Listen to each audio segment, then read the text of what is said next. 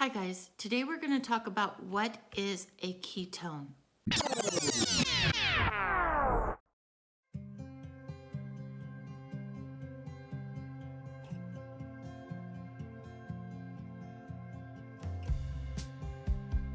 Because this is also new to you guys, we're going to go over the terminology of a ketone and ketoacidosis versus ketosis, because it is two different things. Ketosis is not dangerous. Ketoacidosis is dangerous for type 1 diabetics. So let's get started, and I will be reading this from my notes, so if my eyes kind of get off the camera, I'm sorry about that. Remember too, I'm not a medical professional. I'm just a person with type 1 diabetes who has gone through for a year now the keto diet, and it has helped me lower my A1C.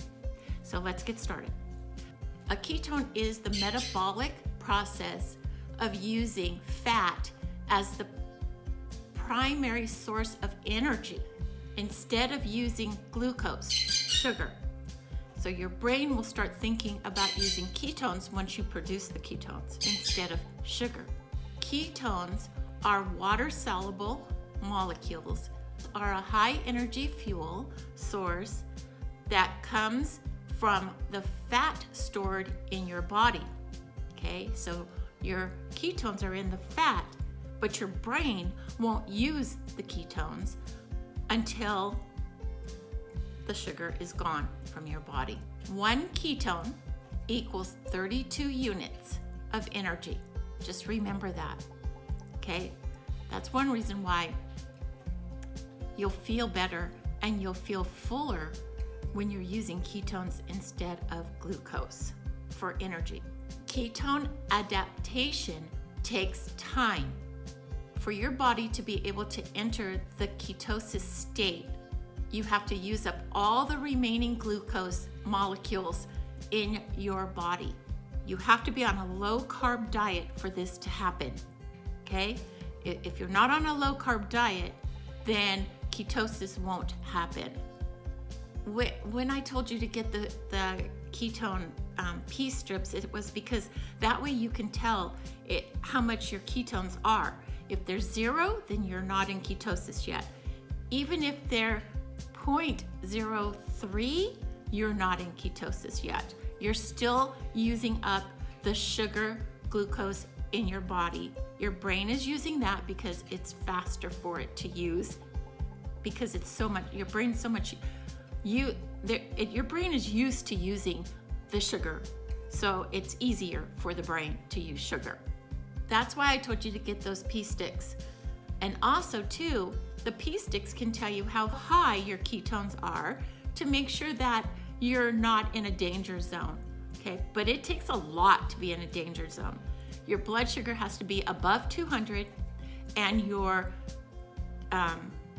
pea strips will have to show at least 15 to 25 ketones before you're in danger.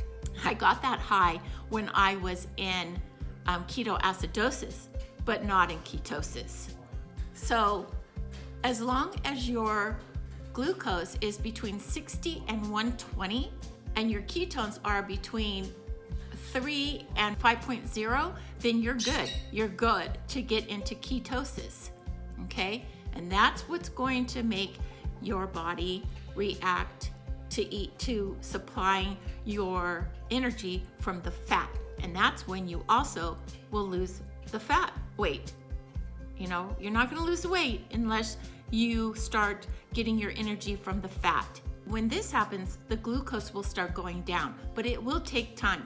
I still battle a little bit with my glucose going down, where I can use even less insulin, and I can also get a better reading from my ketones, but I'm getting there, and it could take another year for me to get where I want to be. I want to be at 5.2. That's where I want to be on my A1C. I'm at 6.2, and it's taken me a year to get there. So I'm praying and hoping that I can do this in the next year. Be patient. Just be patient. Just know that every time you eat a keto diet, you're helping your whole body out to being repaired. So nutritional ketosis is a good thing, okay? It's not a bad thing. It's not ketoacidosis. So don't let people say that that's going to harm you, because it doesn't. Even if doctors want to tell you that, tell them to investigate what ketosis is versus ketoacidosis, because it won't harm you. It takes time. It could take up to 3 weeks before you see any ketones in your in your pee strips. And right now, that's all we're doing is just pee strips. You can test ketones in blood, but I don't suggest you doing that in the beginning. I think you should wait until at least you've been on a strict 20 carbs or less keto diet for at least 6 weeks, maybe even 8, before you even want to think about it. Some people go even longer than that. I did. I went for about 6 months, and then I started testing with a blood strip instead of the pee strips. Pee strips are a lot cheaper than the blood strips. So that's why I do that. And you should check your pee 3 times a day at least to see what's going on. At this point, when you first start, that's what you should do. Okay.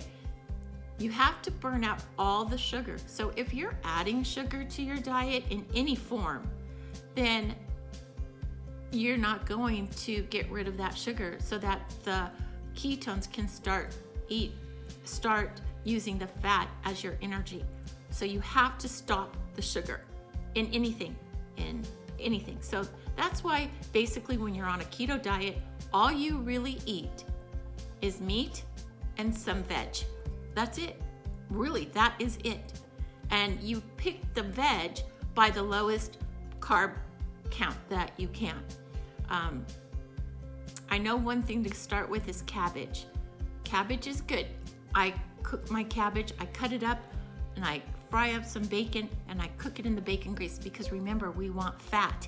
We want all the fat we can get from bacon grease, from lard, from avocado oil, from coconut oil, from olive oil, even olives. That's a good little snack to have.